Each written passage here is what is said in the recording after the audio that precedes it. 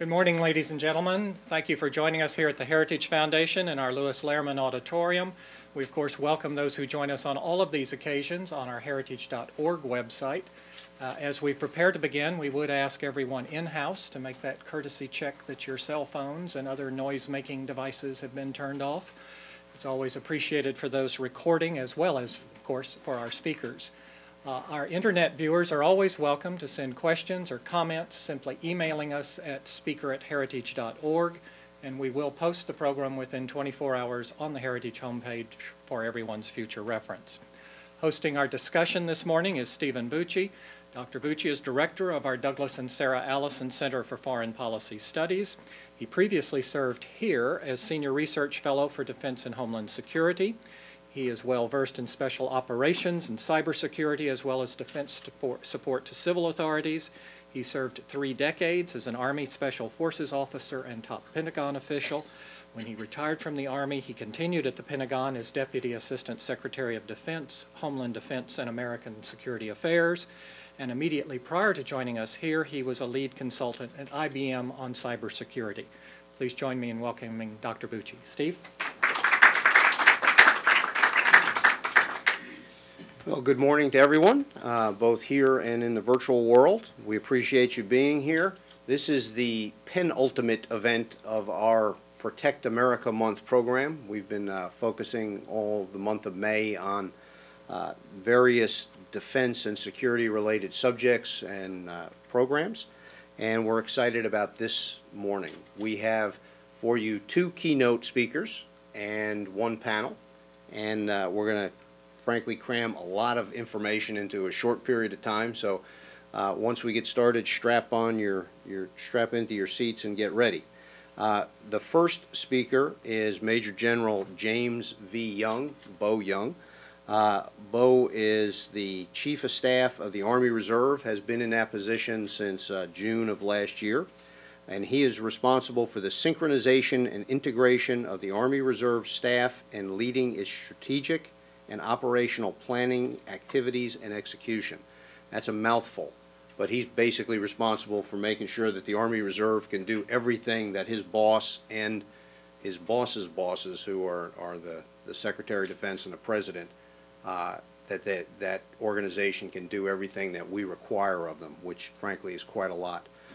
Bo was commissioned in 1983 as a regular Army military intelligence officer, served in various military intelligence positions up to and including a battalion commander, which military intelligence battalion command is pretty darn significant.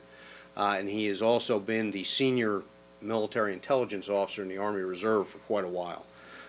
He holds a BA from Davidson College, an MBA from Emory University, and a master's in strategic studies from the Army War College. And he's going to give you a perspective that's a little different than I think many of you may have heard before on the future of U.S. national security. With that, Bo, the floor is yours.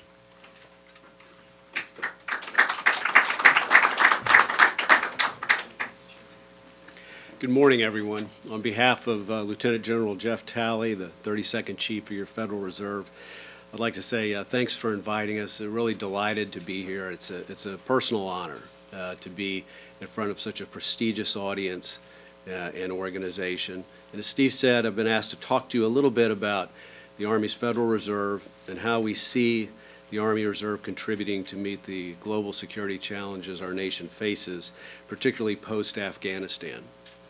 I'm pleased to report to you that the state of the Army Reserve is strong. In fact, it's the best it's ever been. Never in our history has the Army Reserve been more indispensable to America's Army. Today's Army Reserve is experienced, combat-proven, and remains engaged, a true essential part of the total force. The Army Reserve is busy, and we have over 12,000 soldiers currently deployed either in CONUS or OCONUS. We've deployed almost over 250,000 soldiers since 9/11, approximately 23,000 per year. Right now we have 4,100 in Afghanistan. That represents 4,100 soldiers from 50 distinct units, another 1,300 on the ground in various CENTCOM countries, from 31 units. We have 3,200 currently on active duty supporting NORTHCOM, another 3,600 in direct support of PACOM, and I can go on and on. The Army Reserve is really one of the things that's different about it. It's a primary provider of capabilities and specialties that's different from those in the active component and those in the National Guard. Sometimes they all get lumped together, but that's not really accurate. We have significant portions of the Army's and the nation's capacity and very distinct capabilities. Actually more than 3/4 of the Army's capability in civil affairs resides in the Federal Reserve. 59% of all of our medical capability resides in the Army Reserve. 2/3 of our quartermaster or logistics capability is in the Army Reserve. And since the Army is really the one responsible for much of the joint forces combat support and combat service support capability, I think it's accurate to say the Army Reserve is providing critical enablers to the joint force.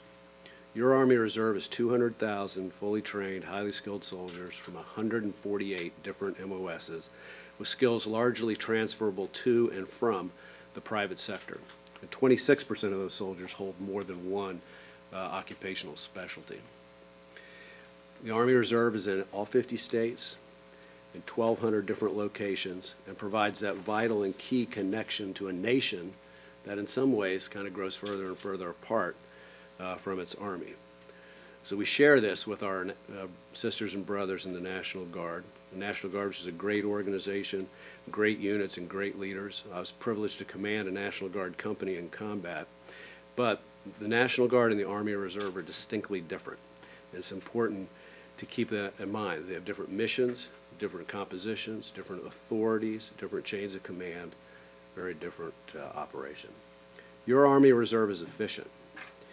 The Army Reserve takes only 6% of the total Army budget, yet it provides almost 20% of the total force and capability.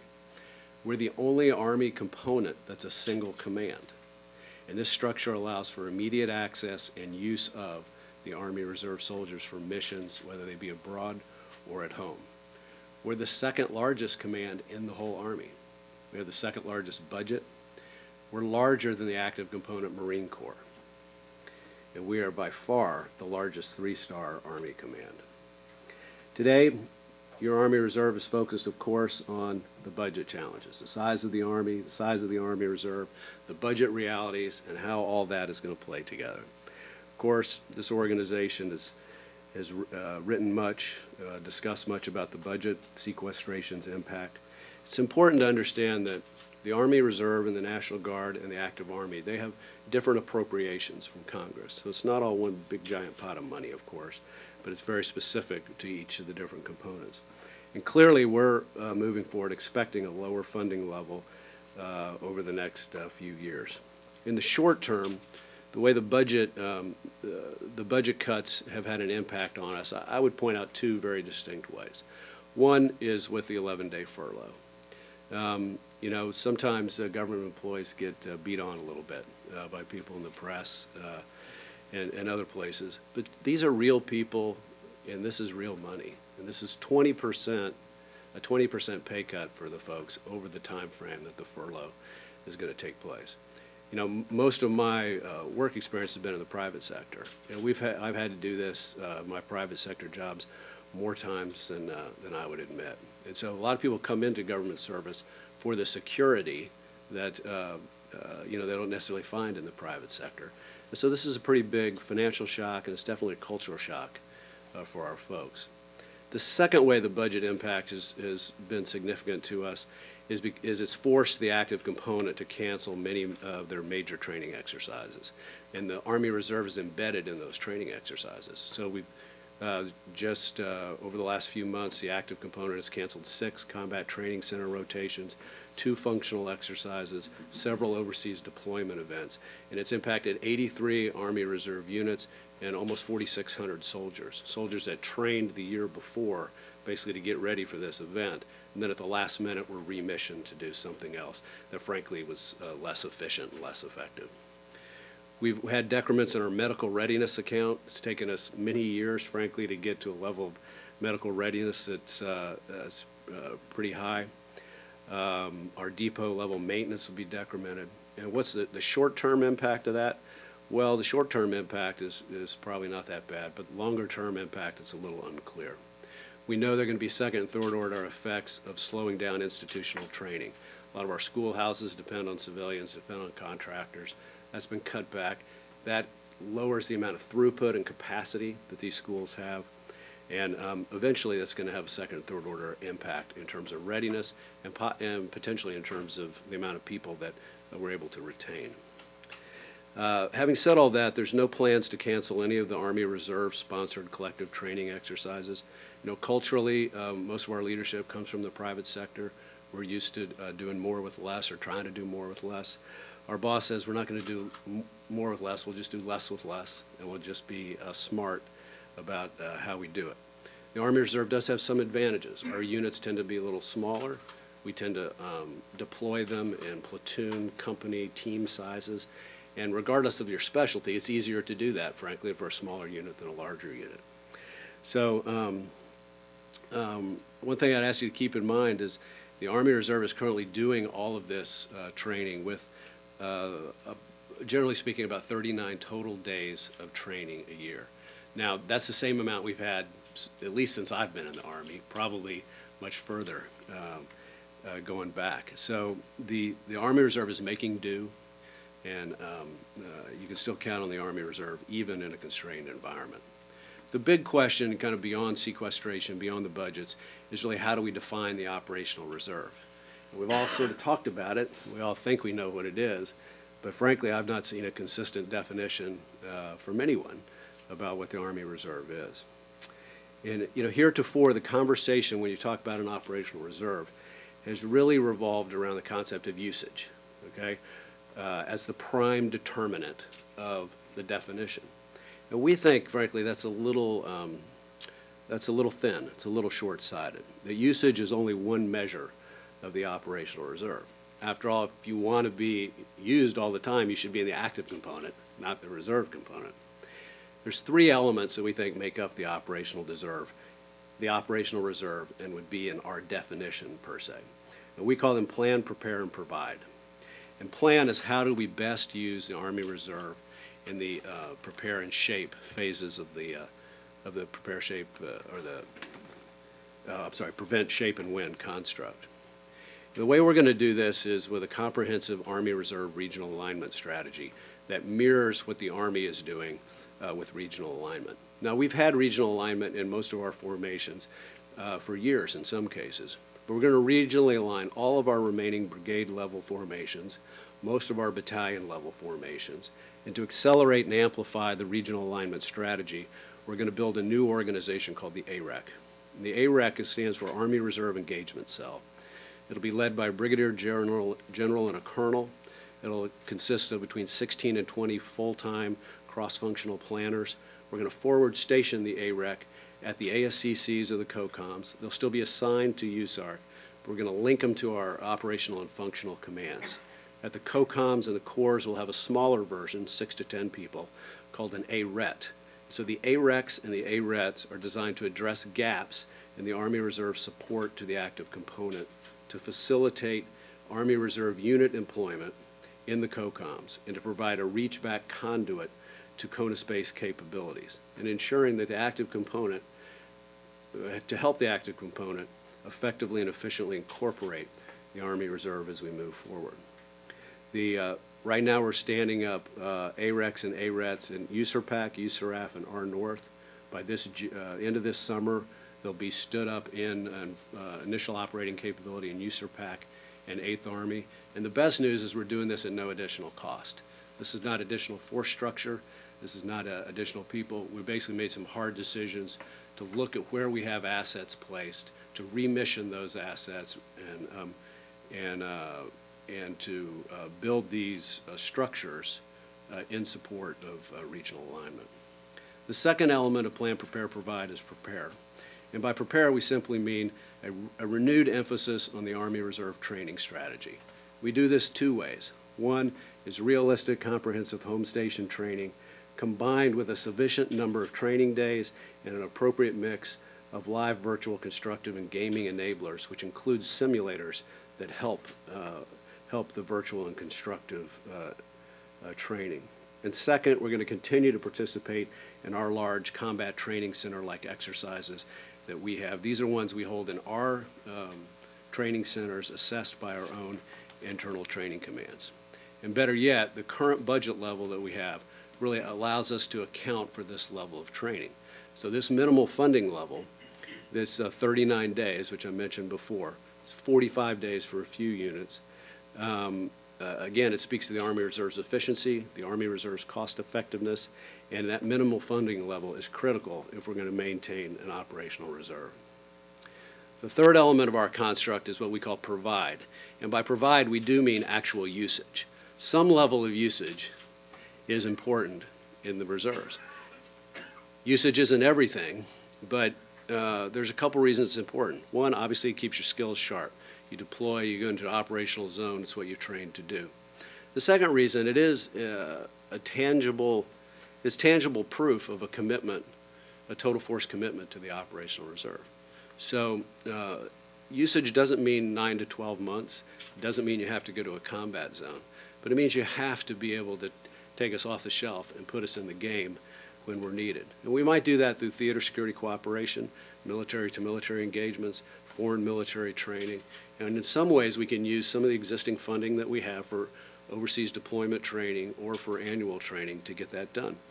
There's a couple examples that I could give you just from last week. In Southcom today, we've got our 416th Theater Engineer Command. It's got over 300 soldiers on the ground doing a variety of horizontal, vertical construction projects, and they're also managing a medical task force which has provided treatment to over 6,000 patients since mid-April.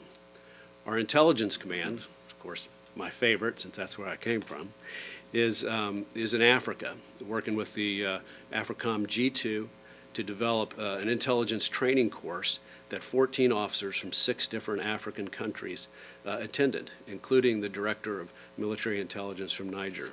So these are things that we do every day at the current budget levels, and every week I could give you 5 or 10 examples just like this. And so this is usage that makes the operational reserve a reality. We're doing it now. I think if there was a way to fund more of it, then obviously that would be beneficial to the nation and beneficial to the Army Reserve.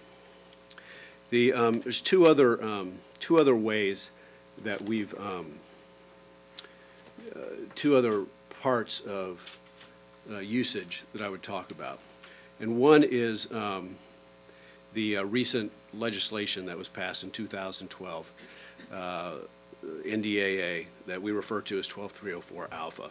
The 12304 Alpha has provided a mechanism that didn't exist before, to where you can use the Federal Reserve to assist in a case of homeland emergency. So, for instance, the tornadoes we had in Oklahoma would be an example of that. And so last hurricane season, we're all familiar, of course, with Hurricane Sandy, and it was the first time in the history that the Federal Reserve was used in support of that operation. We worked very hard with our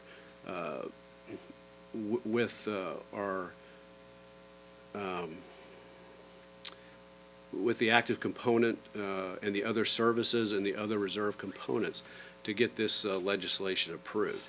Heretofore, when you would see soldiers helping, they were typically only National Guard soldiers, some Title X soldiers or active component soldiers in some cases, but you would not see a Federal Reservist. And that's kind of crazy, because you would have, in many cases, you would have the emergency right there, and you would have an Army Reserve unit with bulldozers or backhoes or whatever needed, yet they were not allowed to be used. And the common citizen on the street, they don't know the difference between the National Guard and the Army Reserve and the active component. They just see a bunch of bulldozers sitting here that aren't being used. So this capability is very important. We were able to utilize it during Hurricane Sandy, and we deployed for the first time in history 3 water pump companies up into New Jersey and New York on essentially a couple days' notice, and got them up there. So that's another way that we see of maintaining the operational reserve. Finally, the last thing I talked to you about is one of General Talley's new initiatives, and that's the public-private partnership. Since the majority of our soldiers are traditional drilling reservists, they hold full-time civilian employment in obviously public and private sectors. And they keep their technical and managerial skills sharp that way at essentially no cost to the Department of Defense. General Talley wants to explore ways to advance soldier, leader, and unit readiness through the professional development and execution of real-world projects resourced, at least in part, by the private sector, both for-profit and non-for-profit organizations who participate in our employer partnership program. And as an example, this is a concept that we're currently working on. The largest employer in Africa is actually an American soft drink company. And one of the biggest needs in Africa is clean drinking water for the population. The amount of investment, social investment, that American multinationals do in cases like this is pretty stunning. We have engineers, water purification units. Suppose we put them all together, and that's the core of what General Talley's talking about. Suppose we use our Army Reserve assets, in this case engineers, who will supply the labor, if you will. We partner with resources from the private sector who are essentially providing the infrastructure and the materials to build wells or other water-related projects that can be of use to the local population. The benefits are pretty clear. We're executing legitimate Title X training for our soldiers.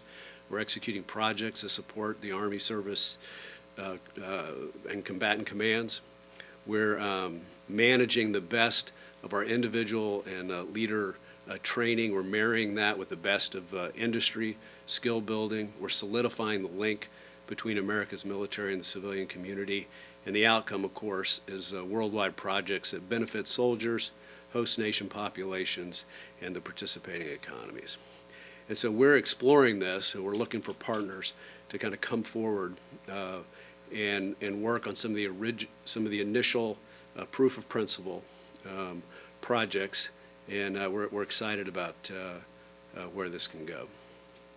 In closing, I just say that the global fiscal environment brings a certain amount of security challenges to our nation, our coalition partners, and it certainly necessitates a balance between identifying efficiencies and the continued engagement of a ready, agile, and adaptable force. The complex demands of the future require continued reliance on the reserve component. And your Army Reserve, your Federal Reserve, remains a great return on investment for America, providing an indispensable and versatile mix of enabling capabilities for the joint force. Again, I want to thank Steve and the whole Heritage team here for making us feel so welcome and for giving us the opportunity to talk to you a little bit today about the Federal Reserve. And if we have time, I think we can take some questions. Okay.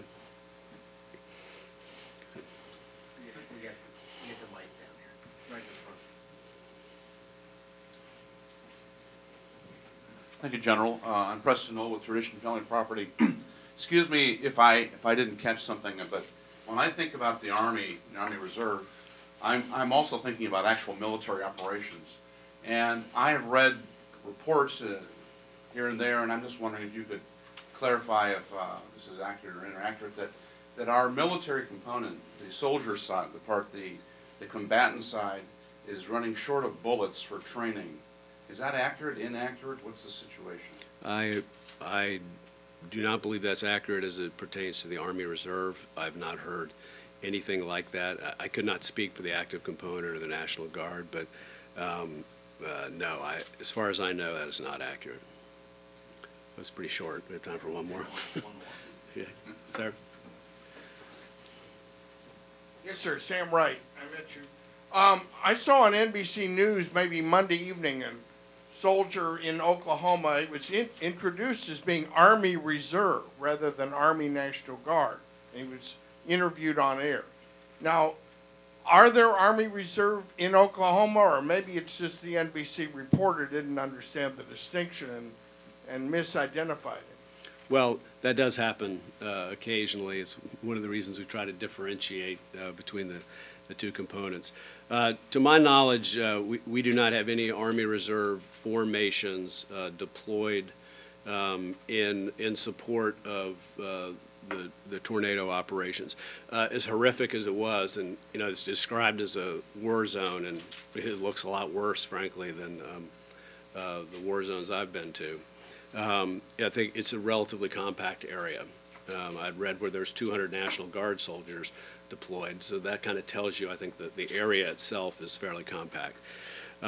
We do have 5 what we call EPLOs. These are liaison officers that work to coordinate with the local authorities, the Department of Defense response to the extent that there is a federal response. And we've had to my knowledge, one Army Reserve soldier impacted whose house was destroyed. He and his family, other than losing their home, are fine. They've moved in with another Army Reserve soldier. So I don't know of anybody that we have, any formations or individual soldiers who are mobilized, if you will, in support of that operation. Okay. Please join me in thanking General Mills.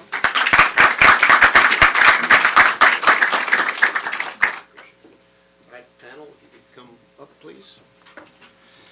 All right, as the panel comes up and takes their seats, as I stand directly in their way here, we have 3 panelists who are going to talk about this issue of strength and focus as we go forward in the future of American national security. I'm going to give you very abbreviated biographies. We're going to start with Dean Chang, my colleague here at Heritage. Dean is a true expert in all things involving China's security and our interaction with them. His focus is obviously on one of the most potentially troubling nation-state threats that we might have to face. So his inclusion on the panel is very timely and appropriate. He's going to be followed by Mackenzie Eglin, who is the resident fellow at the Marilyn Ware Center for Security Studies at the American Enterprise Institute, one of our sister organizations here in Washington. Mackenzie used to work here at Heritage and is a very much recognized expert in defense budgeting issues and strategy in dealing particularly with the problems we're facing today with tight money here for defense. And then wrapping it up will be Bob Hoffa, who is a principal at the Hoffa Defense Consulting and is also a senior fellow at the Center for Strategic and Budgetary Assessments here in Washington. Bob is a retired Air Force officer, served in flying units all around the world, including Vietnam, the UK, and the Republic of Korea. He was a professor out at the U.S. Air Force Academy and has written a special report for us here in the last year on the future of air power, and he is going to address sort of what do we do about all the problems that Dean and Mackenzie are going to identify that we're facing. And with that, we're going to let each of them talk for about 10 minutes, then we're going to do Q&A, and I will ask you when I come back up to moderate the Q&A piece, if I don't get a question mark at the end of the second sentence, I'm going to ask you to sit down because we're really tight on time. So with that, I will turn it over to Dean. Can I speak from here? You can. Well, good morning. With the announcement that Xi Jinping and President Obama will be meeting in a couple of weeks in a private summit following the recent visit by General Dempsey, we see again that the administration's Asia pivot, or redirection to Asia, is really as much focused on China as it is any place else in this vital region. Asia, of course, is a region of great significance to the United States. It includes 2 of the largest economies, in addition to our own, China at number 2, Japan at number 3. It includes some of the world's largest militaries, whether it is the Chinese People's Liberation Army, the Indian military, or the North Korean military. It includes forces from 6 nuclear powers, the U.S., Russia, China, North Korea, India, and Pakistan. And yet, sometimes we seem to view Asia as being a lot like Europe. And one of the things to keep in mind is what I term sometimes Wayne's World, why Asia is not Europe. To begin with, the Cold War is not over in Asia. Two of the hotspots, the Korean Peninsula and the Taiwan Straits, are hotspots in part because there are still divisions based upon ideology. But in addition to the fact that the Cold War isn't over, is that the Cold War itself was an overlay atop a series of territorial and historical disputes that themselves remain unresolved. In terms of history, we see this all the time about the role of Japan in the Second World War and which countries are most responsible for various territorial disputes. The territorial disputes themselves are unresolved because, unlike Europe, there has never been a Helsinki Accord. The Helsinki Accord in Europe basically said the borders are now set. Alsace and Lorraine are French, Silesia is Polish, the Sudetenland is Czech, and the countries have agreed not to engage in conflict. In Asia, there is not even an agreement on what to call these various disputes. Is it the Senkakus, as the Japanese phrase it, the Diaoyu Dao, as Taiwan calls it, or the Diaoyu Tai, as China calls it? Is it the Nansha, or is it the Spratlys? Is it Arunachal Pradesh, or South Tibet? All of these territorial issues highlight that there are real flashpoints there. At this very moment, there are Chinese law enforcement vessels in waters claimed by Japan facing off against Japanese Coast Guard vessels around the Senkakus. Recently, China dispatched a naval task force to Jones Reef, which is owned by Malaysia, and most worrisome of all, there were about 70 Chinese soldiers in territory claimed by India across what is considered the line of actual control, putting potentially the armed forces of two nuclear-armed powers within rifle shot of each other. All of this occurs in the context, of course, of sequestration, which affects our forces, but more importantly, it arises in the context of a rapidly evolving security context that really has not been seen by the United States before. In the past 2 decades, the United States has engaged in a variety of conflicts, from the first Gulf War, Operation Desert Shield, Desert Storm, through operations in the Balkans to the war in Afghanistan and Iraq. And throughout all of these conflicts, the United States has always enjoyed one key advantage. It has ruled the commons. Whether it is the sea lanes, the airways, outer space, or cyberspace, the United States has always been able to operate with impunity, moving forces, gathering information, and transmitting data with only minimal tactical level and no real strategic challenge. But in the context of Asia, and in particular in the context of the People's Liberation Army, this absolute dominance is increasingly under threat. At sea, we see a proliferation of threats, some old, such as diesel-electric submarines, and some new, such as anti-ship ballistic missiles, a capability, I should note, that no other country, not even the Soviet Union, ever fielded. In the air, potential opponents will be fielding more and more fifth-generation fighters and deploying their own drone forces. At the various Zhuhai air shows, the Chinese have displayed over 25 different drone models. Whether it is things that look an awful lot like Global Hawk to things that look an awful lot like Predators. Meanwhile, ever more sophisticated surface-to-air missiles will make older fighter designs less and less viable. But it is in space and cyberspace that we see the most radical divergence from the past, as China commits significant resources to both of these areas. In no conflict since the dawn of the space age in 1957 has the United States ever had to worry about fighting under anything other than absolute space superiority. Whether it was in Vietnam, the liberation of Kuwait, or the march to Baghdad, American commanders knew that they could talk, they could get weather reports, they could observe the enemy, and they could have their weapons guided in through a constellation of space capabilities that no one could really threaten or jeopardize. But those days are now on the wane, as we have watched China test anti-satellite weapons and ballistic missile defense capabilities that will also allow them to target satellites. And the PRC has made clear that it possesses the ability to target space systems in a manner consistent with its military doctrinal writings about the need to engage in both space deterrence and the ability to gain space dominance. And the most recent DoD report on Chinese military and security developments emphasizes that China is interested in developing such capabilities. As important, the composition of the new Chinese military leadership, the Central Military Commission, suggests an organizational interest and likely sustained support for the development of Chinese military space programs. Even more worrisome is what we are seeing in cyberspace. The threat posed by cyber capabilities extends beyond just computer networks and is more than just viruses and trapdoors.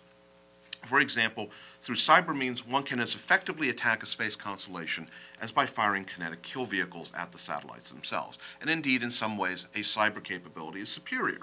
In the first place, even determining when one's own systems are under attack can be difficult. Did a satellite go off the air because of enemy action, space debris, or simple breakdown? Then there is the question of attribution. Determining who did something may not be the first priority, especially if the cause of a breakdown is unclear. Nor are there necessarily the same consequences as physically destroying a satellite. Turning a satellite's transponders off or shifting what it's looking at can be done without generating a debris field, and it can even be reversible, in which case, what is the proper level of response? And it's, again, vital to note that cyber goes beyond computer networks and viruses. By attacking through cyber means, one is also eroding the very foundations of economic power, which is the essential prerequisite for military capability. There are various estimates of how much China benefits from its commercial and economic espionage, but none is measured in terms less than billions of dollars. As important, it is also affecting the political calculus underlying our own deterrent position. How well can we command forces, make assessments, communicate with each other and our allies if we cannot be certain that the information that flows across our screens is accurate and reliable? Or if at key moments we no longer have access to that information at all. All of these concerns in turn will affect the ability, of course, of ground forces to predominate in the close fight. If American forces cannot be safely moved and reliably supplied, if they cannot fight with support from the sea and the air, if they cannot obtain information from space and ensure it can be sent and received without interference, the outcome of future wars and battles will be in doubt. All of which is a reminder of the need for strength and focused attention as we face, as the not actually Chinese saying goes, interesting times ahead. Thank you. Mackenzie? Well, thanks, Steve, for having me, and good morning, everyone. I enjoyed the General's remarks very much. I had not been following the change in legislation and wasn't aware of the Hurricane Sandy changes. It's fascinating topic and change in longstanding tradition in law here in the U.S. and something I think we will all be following closely. Dean is the true expert here on the threats in the Asia-Pacific, and I just want to briefly outline sort of what's happening everywhere else in the globe and then what's happening right here in our backyard, because the two are unfortunately inextricably linked these days. Last January, the Obama administration came out with its new guidance, and Dean referenced the primary feature, the central component of that is the pivot or rebalance to Asia. It's a long-term goal. It's a 5, 10, 15-year proposition. It's certainly not something that can take place right away, particularly with our budget outlook. The Pentagon's immediate job is to hold the lid on events in the Middle East. That's basically the wolf closest to the sled, and that's what they're dealing with, primarily relating to Iran. But there's certainly many other problems simmering from Syria to elsewhere in the Middle East that are posing major problems and challenges for the U.S. military as the drawdown that's been underway for 3 years now continues to accelerate for U.S. forces funding, budgets, bases, and everything else. What that meant, and what that meant for everything from our concepts of operations to our war plans to our strategic guidance, is that means fewer resources, fewer money, fewer attention, fewer dollars, less attention everywhere else in the world. A lot of people praise the administration's guidance because it prioritized that, and I agree that actually is a good thing. What I disagree with is the fact that it's prioritizing regions of the world, one at the expense of the other at all. And so what this means is Europe, Latin America, and Africa are just short shrifted, period. And don't take my word for it. This isn't McKinsey's. I work at a think tank, and this is what I sit and ponder. Just this week, the commander of U.S. Southern Command has been telling anyone who will listen that he lacks a wide variety of assets, not the least of which are intelligence, surveillance, and reconnaissance. Ships and aircraft, basically. And the counter-drug mission is falling apart for the U.S. In that region, which has its own implications, of course, here at home. I remember last year, the AFRICOM commander, right after the whole Stop Coney video came out, and then all of a sudden there was this worldwide attention to the issue that had been happening in that continent for years. American forces got directly involved, albeit a very small handful of them. And you had the Africa commander saying, I don't have enough ships and aircraft, particularly ISR and other capabilities, is almost identical to the Southern Command commander to do any mission, much less this newest one, Stop Coney.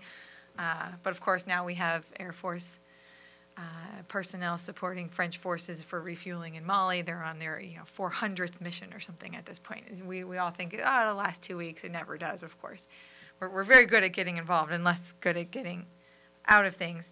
But it raises the point that you can no more wall off regions of the world to ignore them or say you're not going to pay as much attention or provide as many forces or engage than you can build a fence high enough at the border, to channel my inner Jim Caravano here, to keep out every illegal immigrant that's going to want to come over. They'll just buy a taller ladder. And that's the exact same thing that we're happening. There's no such thing as, when it comes to threats and challenges facing the U.S., particularly the kinds that Dean talked about in the commons that aren't just sea lanes, the things that run underneath those sea lanes, those sea lines of communication, the cyber and space capabilities in particular. These things transcend all borders and all regions and all countries, and we just have to be, unfortunately, whether we like it or not, everywhere all the time. But that's not the plan. And so, we had a senior OSD official, a Pentagon, a civilian appointee at AEI earlier this week, and it was sad. We were discussing exactly what I've just outlined to you, and they said, these other regions, Latin America, Africa, we were discussing the commander's comments from Southcom to Congress and others this week about lacking assets and resources, and she said it's like the kid who comes and rings your door on Halloween at 9:30 when you brought the candy dish in empty at 9 o'clock. That's how our combatant commanders are viewed, and it was with some resignation. She wasn't laughing at the commander by any sense, but it was with some resignation that that's just the new normal. This is the way it is. Sorry, take a number like you're at the deli and move on. So we'll let you know when we have forces available. So the question is that how do you implement these global plans and strategies on a razor-thin already margin of risk and implementation? We've already changed. I mentioned our war planning constructs. We're already drawing down what we're capable of doing where and when, particularly the war plans for Iran and North Korea. We've already changed them significantly to ask our allies to do more, to say that we're only going to be involved for a much shorter amount of time, that we're not going to do major stabilization operations with our army, nothing that looks long-term like Iraq or Afghanistan. So our ability to prosecute anything that happens anywhere, two things at once, but yet that's how the world works, of course, is increasingly at risk. So what are those threats? They're not just in Europe, and they're not just in Africa, they're not just in Latin America. I've met the enemy, and he is us, right? They're right here in D.C. And why is it that this is all happening? For a reason. The Pentagon isn't just choosing these things outright, although in some cases they are. They're also reacting. They're reacting to a town that has fundamentally changed and shifted in many ways that Heritage has been documenting well over the years.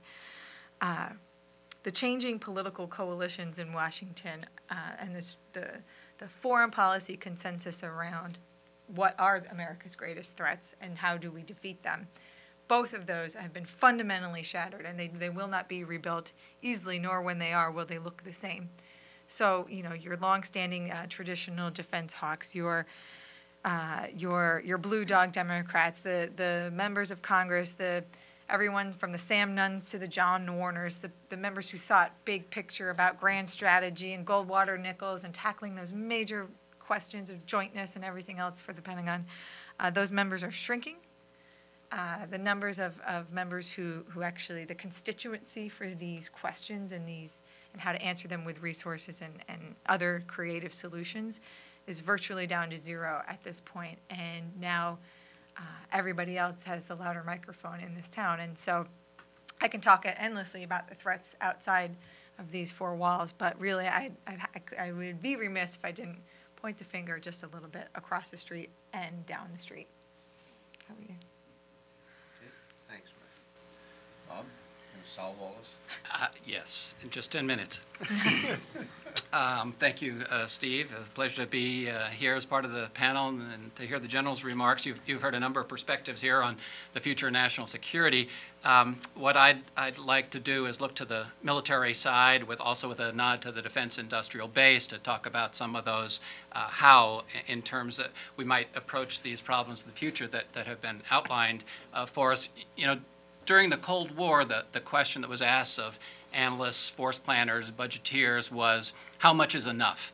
We knew what the threat was. It was containing the Soviet Union. We knew it was essentially a force-on-force situation focused on Central Europe. So we knew what we needed to do. We just kind of went through exercises, depending, similar today, on perception of resources that were available, on how much of that we needed. It's very different today, and to answer the question how, you really have to think about the kinds of capabilities that the U.S. military needs for this future security environment. So that's what I'd like to move my comments towards. It's no longer how much is enough, but what kind of capabilities do we need to meet these challenges, some of which have been alluded to already. Many of you recall the quote, I always like to use it, perhaps Winston Churchill said it, we are out of money, now we have to think. The good news really is the Department of Defense isn't out of money, and also the good news is it's thinking about what to do with these diminished resources that we've been talking about today. The Strategic Choices and Management Review, that scammer in Pentagonese, as directed by Secretary Hagel, is supposed to come out with some findings here at the end of this month, and what they are looking at are various cuts over the next decade of $100 billion, $300 billion, or $500 billion to the defense budget, and what that would mean in terms of capabilities. All of that obviously dictated under the Budget Control Act and the process of sequestration.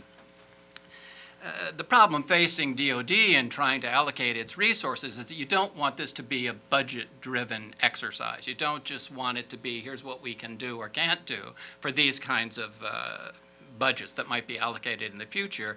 You really want to talk about, again, what capabilities are required and how do we preserve those for the future given any kind of range of budgetary reductions that we might see in the future. Based on my own experience, both in the Air Force and in defense industry, this is always the kind of guidance that the services and the industry that underwrites those capabilities are always looking for.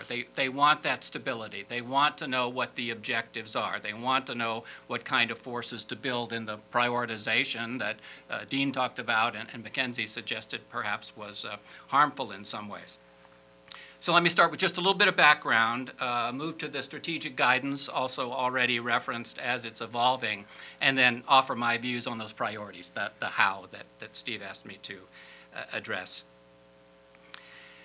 First, from an industrial-based perspective, it's important to realize that the defense industry is highly regulated, but yet the U.S. government and the Department of Defense has always been reluctant to pursue a coherent long-range strategy in terms of helping the defense industry figure it out what it needs in the future.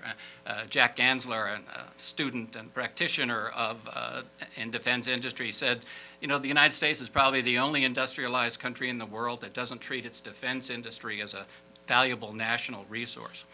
You can get away with that kind of laissez-faire attitude when budgets are strong and you can cover contingencies across the board from an industrial perspective.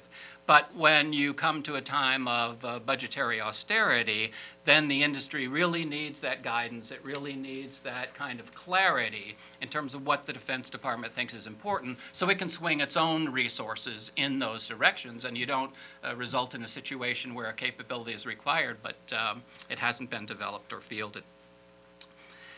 So that always, if you say yes, well, we need clarity, well, then what would that clarity look like? It begs the question of what should the government be saying in terms of the capabilities that are required.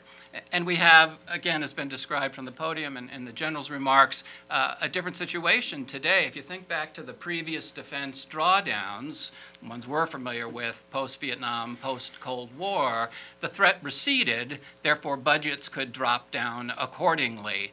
That isn't the case today. The reasons that defense budgets are being drawn down is for budgetary purposes, for austerity, for trying to help manage the government's deficit and debt problems, and yet the threats are growing. So we have an imbalance here in terms of economic resources, but also threats to our national security.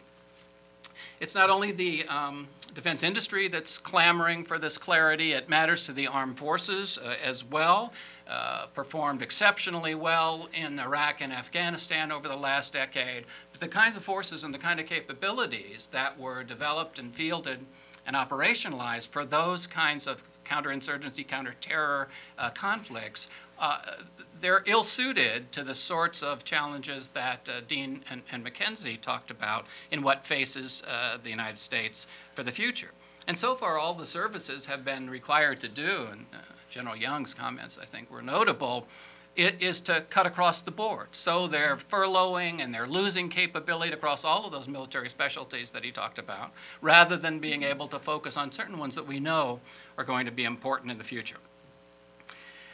Fortunately, there is some guidance that begins to tell us, right or wrong, where we think the nation is going in terms of national security interests in the future. That's the document that was issued January a year ago, Priorities for 21st Century Defense. That's the so-called pivot to the Pacific. And then a follow-on document by the JCS, which was their Joint Operational Access concept, which talked about the need to operate in a contested environment. And that's the thing that you hear from the service chiefs these days. The environment of the future that our forces are going to face is very different from that permissive environment that we got used to and got very good in over the last decade. So the capabilities that will be required of the armed services are going to be very different for the future.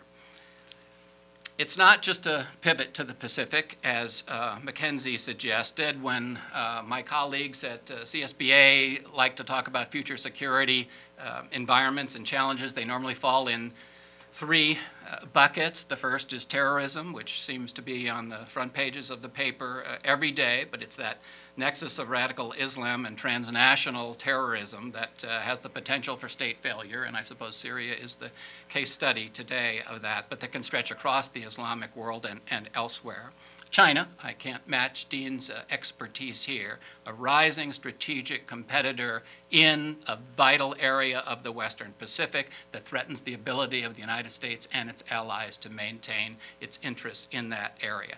And then the catch-all rogue states, but you know who we're talking about, North Korea and Iran, now armed or conceivably in the future armed with nuclear weapons and able to conduct regional aggression, again threatening U.S. and allied interests. So you think about those three challenges, and then the issue for force planners and budgeteers within the Department of Defense is, okay, there are those growing threats. Now I've got to balance that with the declining budget. So what do I look for? I look for commonalities. If you're a futurist or a long-range planner, you say there's a number of alternative futures out there. I don't know which one of those is going to happen. But if I can begin to invest in capabilities that will cut across those different challenges and be valuable no matter what contingency might occur, then that's where I'd like to place my resources.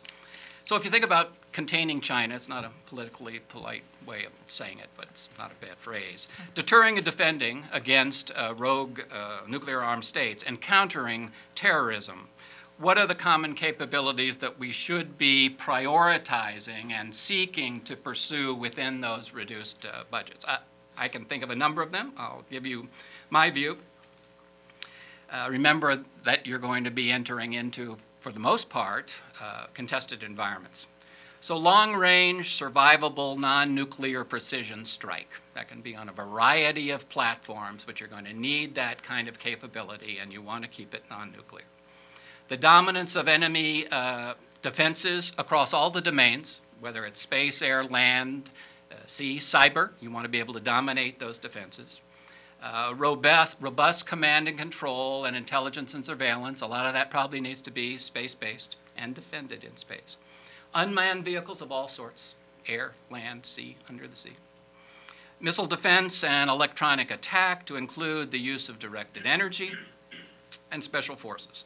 If I were making a list, which I just did, those are the ones that I would suggest ought to be there in any budget priority exercise, whether it comes out of the strategic review of the secretaries or for the next quadrennial defense review.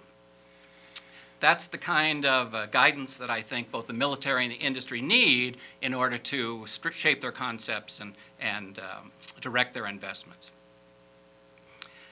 Just a final note on the health of the defense industry. Not only do you need to declare those priorities for its help in underwriting those capabilities, but there are other things the government needs to do to form an industrial-based strategy. These have been long recommended by the industry itself.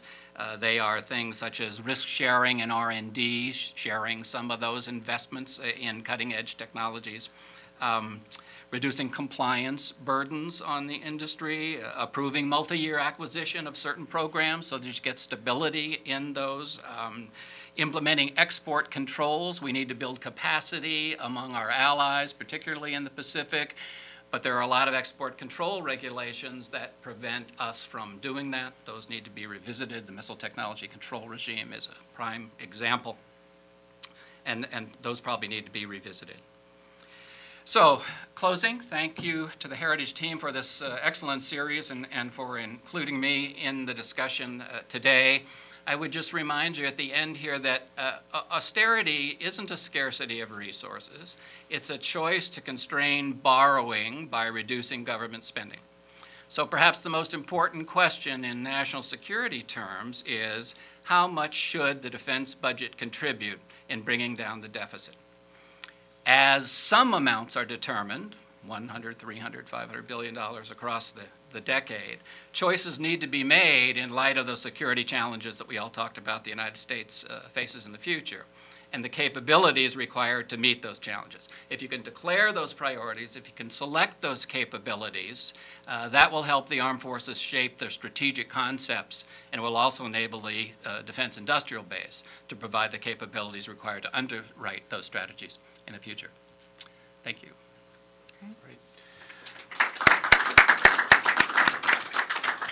Okay, we have a few minutes. We're going to wait until Congressman West gets here, and we're going to use as much of that time as we have to answer questions. I have one, but I'll be happy to cede that to someone in the audience if somebody has a question right now for anybody on the panel. Yeah, right there. Thank you, Rick. Is this on?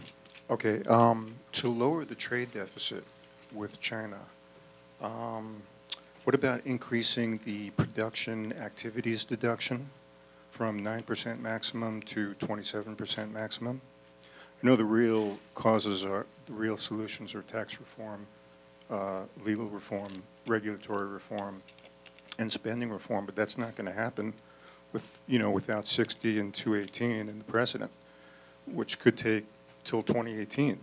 So as a bipartisan solution, what do you think about something geared just towards manufacturing?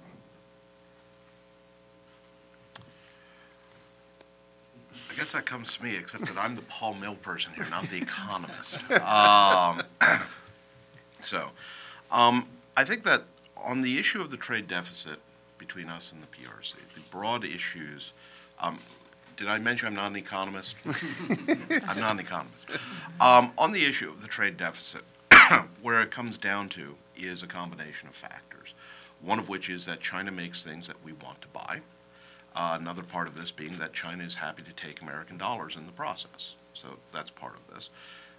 Why is China able and willing to produce these things? It's a combination of relatively lower labor costs, the fact that energy costs at the moment, even with fluctuations are dropping, and so you can do just-in-time delivery where things get shipped around the world for parts assembly one place and then final assembly someplace else. China does a lot of final assembly. It's moving up the chain in terms of parts assembly. All of these are aspects that are not easily addressed.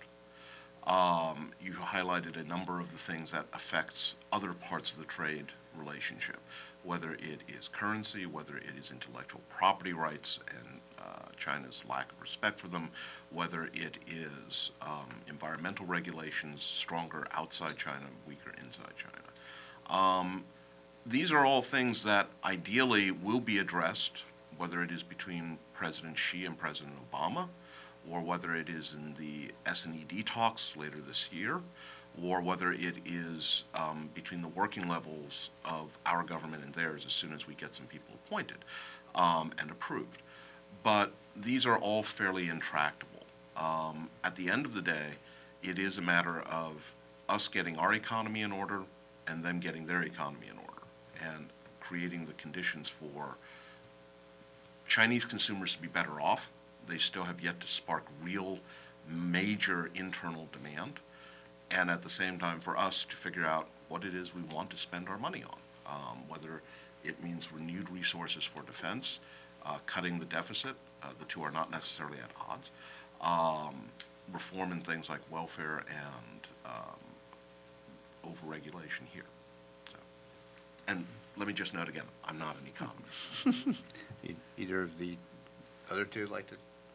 Not an economist either. Okay, another question. Oh, all right, Baker. Baker Spring of the Heritage Foundation. This is a question for Mackenzie. A few years ago, we co-wrote a paper saying it was time to move the OCO money into the base defense budget.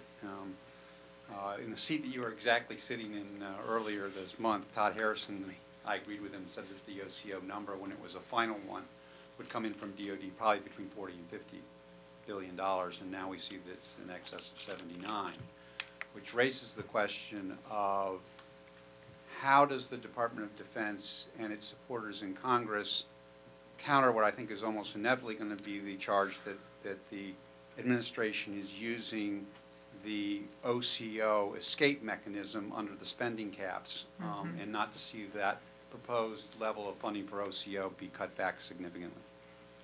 I think it's a legitimate concern. I mean, there's already a deficit of credibility the Joint Chiefs have, partly through fault that's not their own, with Capitol Hill and DOD in general, DOD senior defense officials, uniformed and civilian.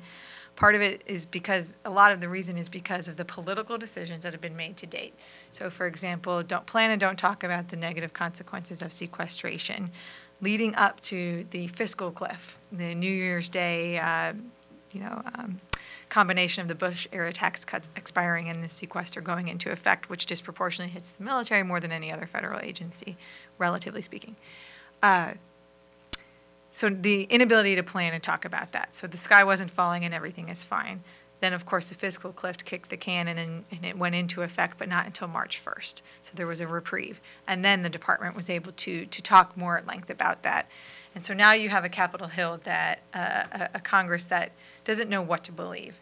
And there's this thinking that the department is crying wolf now at this point, even though we know the sequester will have truly damaging consequences, but they're a slow bleed, and they're going to happen over a series of months and years. And as we've seen with Congress, whether that's meat inspectors or FAA, air traffic control tower workers, no pain, no change, right? And so this slow bleed for the military is not going to make anyone want to reopen the books in the negotiations.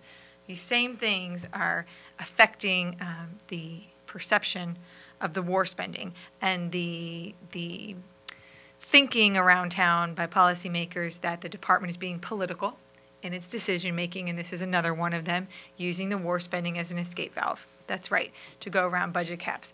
I would say that's partly true, except for two things. One, we've busted the caps anyway. They don't need to go to the war spending pot of money for DOD to bust the caps because the president is ignoring sequester in the 2014 budget. So there's, it's true to some extent, but not totally, because everybody seems to be ignoring the caps. Even the House authorization bill, the House Defense Authorization Committee is marking up this week, following the president's lead and ignoring the sequester. Paul Ryan didn't, Patty Murray didn't, but of course, different sets of reality for what could be done if you do. They don't repeal the sequester, they replace it in different ways. So my point is, cap busting has become, I guess, a commonly accepted thing around town, but yet it's not, because the sequester is the law. So we can all cap bust on paper all we want, but at the end of the day, these automatic triggers are automatic, and they happen regardless of other action, unless you do something to undo them, and the president takes a pen and signs it into law himself. The triggers are triggered. It's just that simple.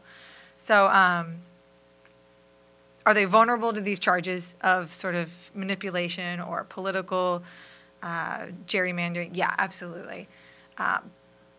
In some ways, though, they won't be as vulnerable to it because of what I just said. Everybody's ignoring the sequester for their own political reasons. And the other one is, I wasn't at the Todd event, although I wanted to be here for that. The counter is that DOD wanted to come in with an $86 billion war funding request, and it came in at 79.5, roughly, so to speak. So there are some in the department that would say, well, we got less than we were going to ask for. Now, I know that's not a real cut, particularly at the Heritage Foundation. Not getting what you thought you might get, and it's not. But it's a fair point that that was a pretty fast squeeze. If you look at how rapidly the war spending pot has been contracting over the last 4 years, I can look at number of forces on the ground and what they're doing, and as not an economist or a mathematician tell you, I'm pretty sure we're shortchanging the war funding account already. And if we had gone to 50, that would have been bloody murder. So, I think that there will be a case to be made that it's already been squeezed too far to this point. But I don't want to belabor the point if anyone else wants to weigh in. Other questions? In the back, and then we'll get you next. I think I have a question for Dean. The Chinese recently launched or tested a anti-satellite weapon system. And how worried are you about the new weapon system and there's increasing space capability? I'm not sure what system you're referring to with regards to a new system, but I would say that when you take a step back and look at the broader range of Chinese space capabilities under development, that it should be worrisome. It is worrisome in no small part because the Chinese have told us what they are going to do. They have published textbooks, they have published articles that talk about the importance of establishing space dominance. They have talked about the kinds of capabilities that you would want, both hard kill and soft kill. Hard kill being kinetic kill vehicles and lasers and things like that. Soft kill being things like cyber. Soft kill being things like jamming. And as the DoD report highlights, the Chinese are pushing broadly and across the board. When you look at the new leadership of the Central Military Commission, you see two things. A group of officers who are relatively young for their system, which means that they will be around for a good decade. And a lot of people who have a lot of experience, either in terms of space on the technical side or the importance of space from an operational side. So that combination says to me that you are looking at a PLA that is doing what it says it's going to do. We don't have much of an excuse to be caught by surprise, perhaps on the specific details of whether the test occurs next Tuesday or next month.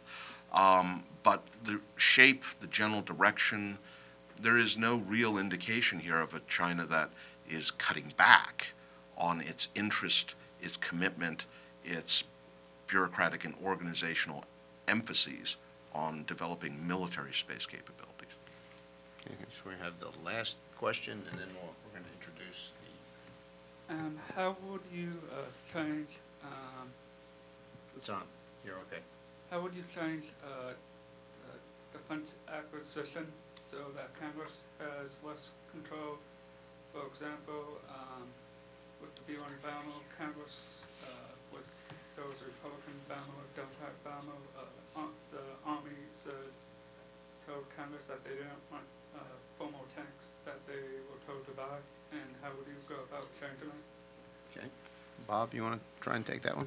No, no pressure. I wouldn't go about changing it. There have been so many studies on acquisition reform, and little has been done. You know, we could go back to the Packard Commission and from then on.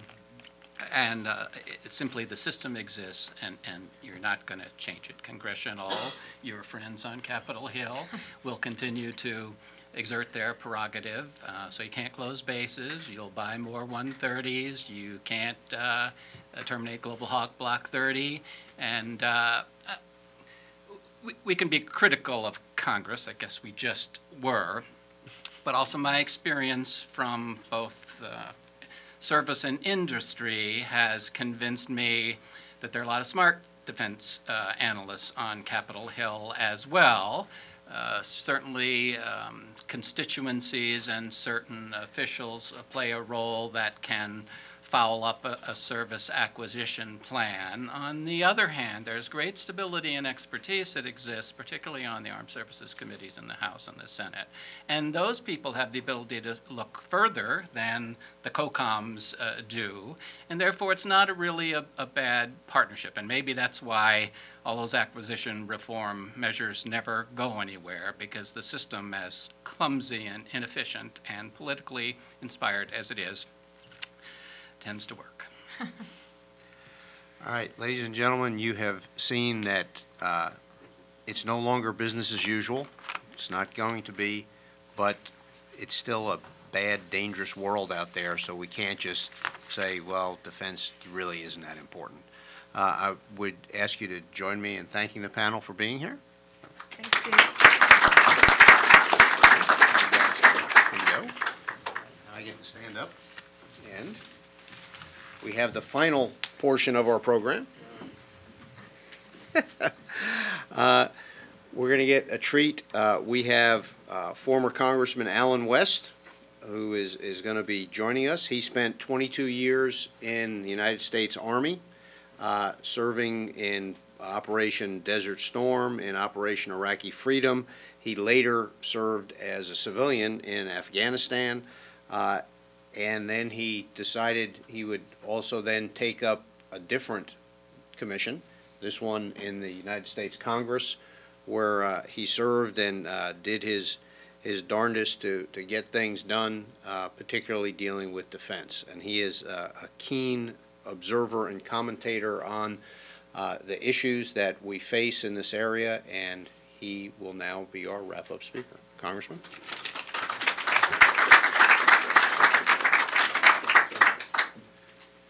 Well, thanks so much for the introduction. Thanks for having me here. And what I want to try to do is take maybe about 10 to 15 minutes, and then we'll have question and answer. But to bring this together, you know, everyone understands that there are 3 levels of warfare. There's strategic, operational, and tactical. And I'd like to be able to talk as a person that's been at the tactical level and give you the perspective at the strategic level, how those two must be able to come together, because I believe that the problem we have with defense right now is really a lack of a coherent strategic policy that enables us to be successful in our operational theaters of combat, which enables the person on the ground, the man and the woman that's there on the receiving end of the AK-47 RPG or PKM, to be successful and have the right orders to be able, and the resources to be able to be successful. So let me kind of set the stage. We just saw what happened in London, in the United Kingdom. That is without a doubt a terrorist attack. But yet, I saw David Cameron come out today and talk about violent extremists. I saw recently where in North Carolina, the Islamic Jihadi cell that was going to attack Quantico, Virginia. They had 2 others that were convicted in court because they were going to go out and behead the witnesses that had testified against them. We know about the Fort Dix 6. We know about Major Hassan and the fact that he has received almost $300,000 of benefits, while the victims have not received anything near that. As a matter of fact, workplace violence precludes them from being able to receive the right benefits. How many people know about Carlos Bledsoe, a young man from Memphis, Tennessee, who got terrorist training traveling to Somalia and Yemen, came back and shot 2 U.S. Army soldiers, killing one at a Little Rock recruiting station. When they went to the trunk of his car, he had a target list, he had weapons and ammunition. He said, I am a soldier for jihad, and I was attacking these American soldiers. We know about the underwear bombers, Times Square bombers. We know about the Boston Marathon attack, and now we come to find out that there was a young man that was killed in Orlando, Florida, by an FBI agent who he attacked them during an interrogation. It seems there was a link back to the deaths of 3 individuals on September 11th previously. You know, we have this thing going on called Benghazi, but yet it seems that we know who these suspects are, but we're waiting for mother's permission to go issue a warrant to arrest them. My point that I'm trying to get across to you is that we have a reticence to be able to identify who this enemy is. And as long as you continue to have that type of self-imposed restraint, you're not going to be successful in this modern 21st century battlefield. And we haven't even talked about the traditional type of foes with a Iran, a North Korea, and a China. But if we don't come to grips with the non-state, non-uniform belligerents that are out there on the battlefield, then we're going to find ourselves continually chasing our tail and not being successful. And also we're going to be giving them the advantage. We're going to give them the initiative. So these are some of the things that I think we need to look at as we go forward when we talk about our defense. We got to stop looking at this thing as a police action and see it as a combat engagement. You know, too often we believe that we can go, and why would we want to send the FBI into combat zones? Why do we want to believe that we need to go and read people Miranda rights or, you know, give them warrants in order to bring them back? Think about the Somali pirates who I think about 2 or 3 years ago killed 4 Americans on their ship. Well, what did we do? I mean, we brought those individuals back. We read them their rights, and I think they're still waiting for trial down here in Virginia. Piracy is nothing but Islamic terrorism on the high seas. And the Constitution talks about the things that the Congress should be doing to deal with piracy. It says that in Article 1, Section 8, which Article 1, Section 8, most of the tasks are defense-related tasks. That's why providing for the common defense to secure the blessings of liberty is so important. That is the preeminent responsibility that we have. But if we continue to look at this as police actions, as we continue to believe that we need to be affording the enemy, this non-state belligerent enemy, our constitutional rights, that does not deter them. If we believe that the whole reason why they hate us is because of Guantanamo Bay, then why did they kill Leon Klinghoffer?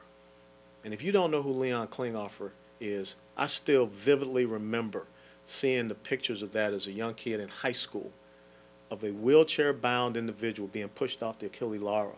That was Hezbollah. You know, Daniel, dadgummit, I just forgot his name. Daniel Pearl, Nicholas Berg, they were both beheaded long time before we got to Guantanamo Bay. So Guantanamo Bay is not a recruiting tool. The recruiting tool is the simple fact that we exist in Western civilization, that we believe in liberty and freedom and democracy and all the things that are in the antithesis to what they believe in. We can't see this as a combat. We have to see this as a combat engagement, not a police action. The next thing is when we look at how we're going to, you know, prepare our military as we go forward. A lot of us from the old days, I remember being over in Europe and we had the Soviet Union, we had to fill the gap, and we had all our, you know, battle plans. We cannot continue to go down the path of a forward deployed military. I believe we have to move toward what is called a power projection military. A power projection military that is capable to get into these respective geographic areas of responsibility and contend with the emerging threats and crises that we have. For us to sit back and say that the most powerful nation in the world, the United States of America, could not send resources to rescue 4 Americans in a hostile environment, that's unconscionable. And I think most of us are coming to realize that it's not true. But that's how we must reshape how we're looking at it. We cannot have this Cold War era theory of military posturing. And also, when you think about it, moving away from a forward deployed to a power projection military, that puts a lot less stress on your economic situation. Now, I'm going to say this, and being an old soldier, I know a lot of folks at Annapolis are going to be happy. We need to look at how we can use our Navy as that platform. Never forget that we once put an Army division on an aircraft carrier, and we were going to send them down to Haiti. And just for those people out there who may have served in the Marines, I want you to know that the Army does have more amphibious assaults than the United States Marine Corps, and we actually have more boats than the Navy. If you don't believe me, go down to Virginia Beach area and you'll see them there. But that's the type of mindset that we need to get back to. We have put ourselves in such a box that we're allowing, once again, our enemies and our adversaries to have the initiative to out-strategize us. The next thing is we need to move away from an occupational style warfare concept.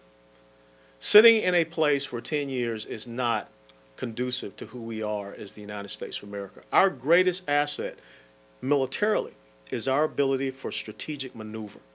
When you put us in a place for 10 years, then you take away that ability to strategically maneuver and reposition your forces.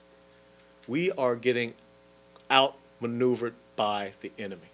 We're playing whack-a-mole, basically, instead of being able to beat them to wherever they're seeking to be. We have to deny them their sanctuaries where they are attempting to establish them. We have to be able to defeat them as far as the information operations war. We have to be able to cordon them off and seal them off in the places and then prevent them from being able to promulgate their ideology and getting their forces. And that's how you have to see it. Those two young men, that was a small unit assault. And a British soldier lost his life. We have to be able to think from the strategic level down to that tactical level. And if we continue down the path of occupation-style warfare, where basically you're going into countries where you only have certain lines of communications, roads that you can use, then you're constraining yourselves. And then the next thing you know, it's very easy to put out IEDs when you know that every day someone's going to wake up out of this outpost and take this road to get to this next outpost. We're limiting ourselves. Well, we have to go to, General Vallely called it lily pad operations. I call it strike operations. To be able to launch from platforms, to immediately go after this enemy where, with our intelligence capabilities, we have identified them. And we have to destroy and defeat them in place. We talk about whether or not we should have Guantanamo Bay open. Yes, if we do capture these people, get them off the battlefield. But I think that we need to be able to go after them and put the full weight of our power and our capability against this enemy wherever he tries to establish himself. Because they're raising the next generation of fighter against us. And if we don't start realizing that we have to strike them before they strike us, we're going to always be chasing them. The last thing, a couple things, is we have to understand that this is a war. Unlike anything that we have pretty much so fought. This is a war without boundaries. This is a war without borders. And that's why when you talk about immigration reform up here at the strategic level here in Washington, D.C., this is not just about the guy that wants to come across the border and cut your lawn. This is not just about the lady who wants to come across your border and babysit your kids or wake up early in the morning and work at McDonald's. This is about people that are coming into our country that want to kill us. If you don't understand what is happening south of our border with Hezbollah, with the Al-Quds forces of Iran, then you're missing out. There are terrorists that are coming across our very porous border. Al-Shabaab out of Somalia. And if we don't understand border security, it's first and foremost. As a matter of fact, it's 3 different times. Article 1, Section 8, Article 1, Section 10, Article 4, Section 4 in the Constitution. The Founding Fathers called it repel invasions. And when the federal government did not own up to their responsibilities, the states were granted the responsibility to protect their citizens. We just need to do what is right. And understand that these guys are going to continue to transit borders just the same as those folks did in the UK. Our ROE, rules of engagement, they have to be improved to protect our men and women on this modern 21st century battlefield. But not just the kinetic ROE, but also our legal ROE. We're going to get faced with situations that we have never had to contend with before. As we saw, why could we not just grant enemy combatant status on that young man for X amount of time so that we could get the right intelligence? We could have then read him his Miranda rights and he could have gone through regular civilian court proceedings as an American. But if we don't understand how we have to have tailored legal ROE to protect the American people on this modern battlefield, because understand, as we sit here today, we're targets. You are to them, no matter where. Don't believe me? Go back and look at that target list that Carlos Bledsoe had in the trunk of his car. So, as I conclude, This is a complex challenge that we have not seen, I believe, any time before. Although, when Thomas Jefferson was confronted with this back in the 1800s with the Barbary pirates, he did one simple thing. He read the Quran in order to understand what the Dey of Algiers had said to him. And then upon understanding what the Dey of Algiers said, he sent the United States Marines. That's how simple we must understand and analyze this problem. It is not really that complex, but it starts with us really understanding one simple thing: who the enemy is, their goal, and their objective. But you know the good thing about this enemy? They've been telling you since about 628 AD. And it's up to you to believe them. So thank you so much for having me, and what are your questions?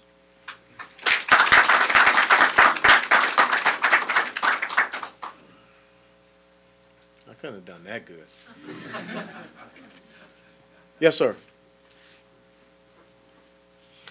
Thank you, Congressman. Frank Spano with the Investigative Project on Terrorism. Yes, sir. Given the administration's systematic moving away from identifying our terror threats as Islamic fundamentalism, and given the sort of intermingling of rebel forces and al-Qaeda in Syria, how do you see that playing out? How do you see the best route forward for the United States government in Syria? Well, okay. First of all, let me start off with something. When you talk about what's happening here domestically, how many people have ever read the explanatory memorandum? It was 1991. It was uncovered in an FBI raid just right across the Potomac in Northern Virginia. It's the Muslim Brotherhood's blueprint for what they wanted to do in America, North America. And when you read that, it's open source. You can go, you can Google it and read the entire thing. It's about 15, 20 pages. It's a chilling document because it's coming to fruition. It really is. Everything. All the organizations that are named in that explanatory memorandum, it's their grand strategic plan for the United States of America, for the Muslim Brotherhood. So that's the first thing that each and every one of us needs to read, and I think that's an important document that every single member of Congress, House, and Senate side needs to read, as well as the Department of Defense. Now, when you talk about Syria, I really have to tell you and be honest, I think the window of opportunity is almost closed. Okay, because when you could have gone in and done something early on, much the same as in Iran when you had the Green Movement and we turned our backs on them. The window of opportunity is closing in Syria because, number one, on the governmental side, the Muslim Brotherhood associated agencies have put in a gentleman by the name of Ghassan Hitto, who is a Dallas businessman who had Muslim Brotherhood connections here in the United States of America, as the head of the provincial government for the opposition in Syria. And we know that al-Nusra Front, which is aligned to al-Qaeda, is really your most prominent rebel force in the Free Syrian Army. So I think the window of opportunity is closed because now whose side do you go in on? It's much the same as what happened back in 1983 in Beirut. I mean, we put our forces in a horrible situation, bad ROE, and the next thing you know, 283 some odd Marines lost their lives in the Beirut bombing. Hezbollah, once again. And that's what I'm saying. We have so constrained ourselves. We keep talking about al-Qaeda and Taliban. So what is Hamas? What's Hezbollah? What is the Muslim Brotherhood? What is Islamic Jihad? Abu Sayyaf? Jamaat al-Islamiyah. I mean, we can stay here all day and I can name these guys. So we have failed to properly understand and identify this enemy. The window has gone. Just the same as maybe in the beginning, quote unquote, Arab Spring was a good thing. But the enemy looks for the chaotic situations by which they can really take advantage of. And the most powerful, most organized political institution in Egypt was the Muslim Brotherhood. And look what you have. Just the same as in Libya. You know, Muammar Gaddafi was not the greatest of guys. But now look what's happening in Libya. And all across the Maghreb, all the way over to Mali. So I will not sign off on putting U.S. forces in Syria. It's just, I think it's lost now. Thank you, sir. Yes, sir. Hi, my name is Uroš Piper. I'm correspondent of Serbian Tanjug News Agency. You mentioned the Quantico-based attack where 2 Kosovo Albanians were involved and a few other cases here in the United States. Yeah, for Dix. Yeah, yeah. Actually, you're right. Yeah, sorry.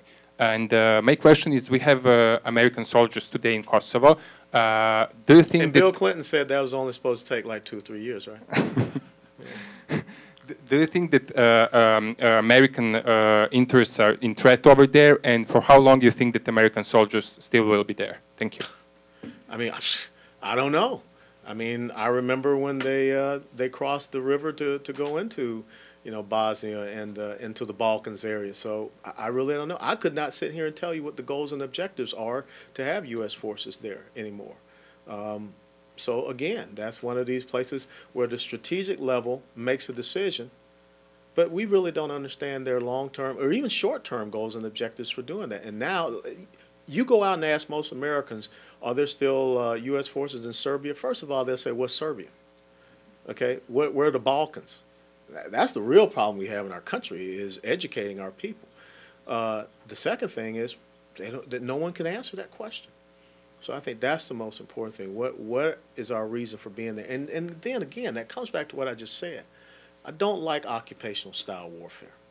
I believe that you have to be able to come in quickly, you know, attack the problem, and then retrograde out. Okay? That I think is the way we need to go forward. Because why?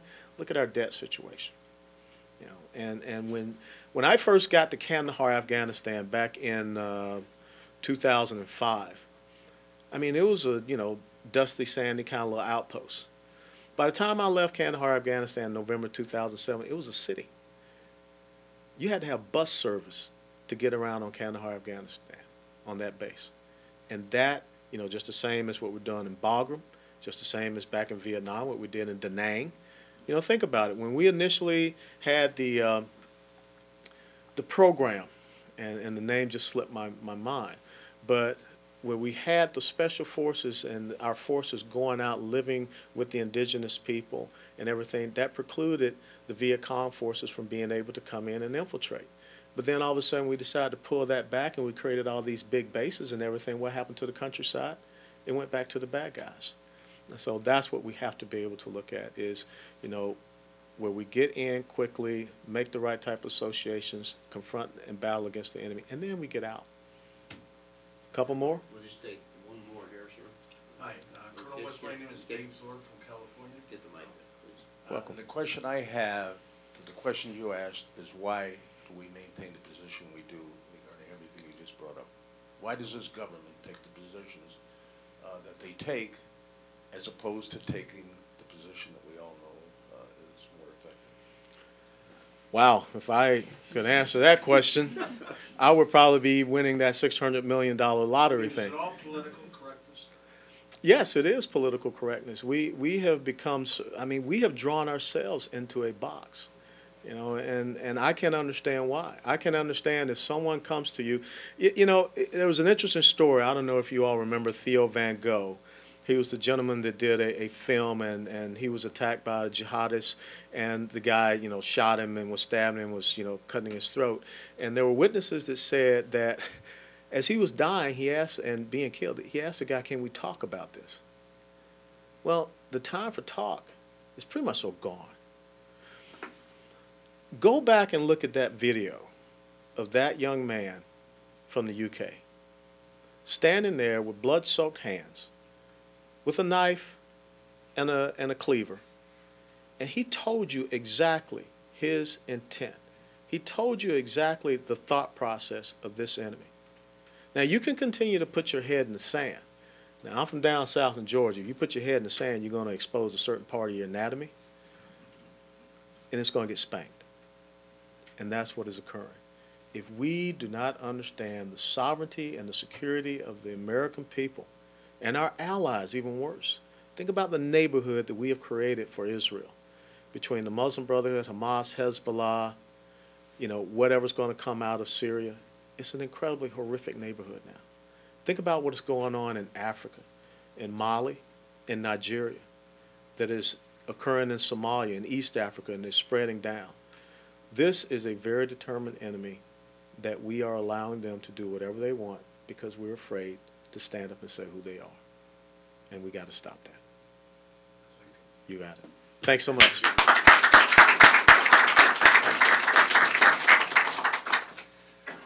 I apologize for having to cut that off because I could have listened to it for a while longer. It's very refreshing. Thank you, Congressman, for that honesty and forthrightness. we have to wrap this up right now. Thank all of our panelists and our speakers for being here this morning.